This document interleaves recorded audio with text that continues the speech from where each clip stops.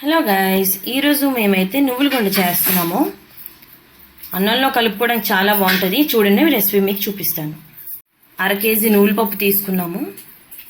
25 grams అయితే ఎండుమిర్చి తీసుకోవాలి. బాగా రెడ్ కలర్లో ఉన్నవి తీసుకోవాలి, అలా అయితేనే టేస్ట్ చాలా బాగుంటుంది. హై క్వాలిటీ తీసుకోండి గైస్ గుండ చేసుకునేటప్పుడు.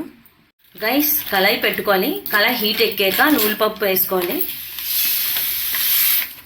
మేమైతే లూజ్ తీసుకోవట్లేదు. లూజ్ తీసుకుంటే బాగా చేయాలి గైస్. అదే ప్యాకెట్ అయితే అలా తినేయచ్చు. ప్యాకెట్ అయితే గుండ చేసుకోవడానికి బాగుంటుంది గైస్. పప్పుతో పాటు ఎండుమిర్చి కూడా వేసుకోవాలి. వేసుకొని ఆ నువ్వుల పప్పు లైట్ గోల్డ్ కలర్లో వచ్చేంత వరకు వేపుకోవాలన్నమాట.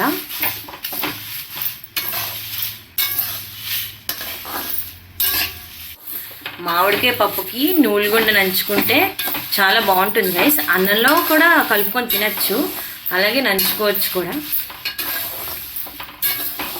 గైస్, పప్పు అయితే బాగా వేగిపోయింది. ఇప్పుడు ఇది బాగా చల్లర పెట్టుకోండి.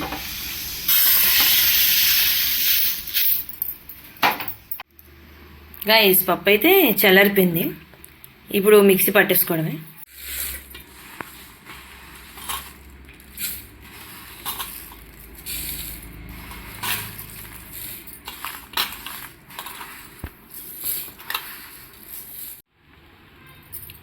టీ స్పూన్ సాల్ట్ వేసుకోవాలి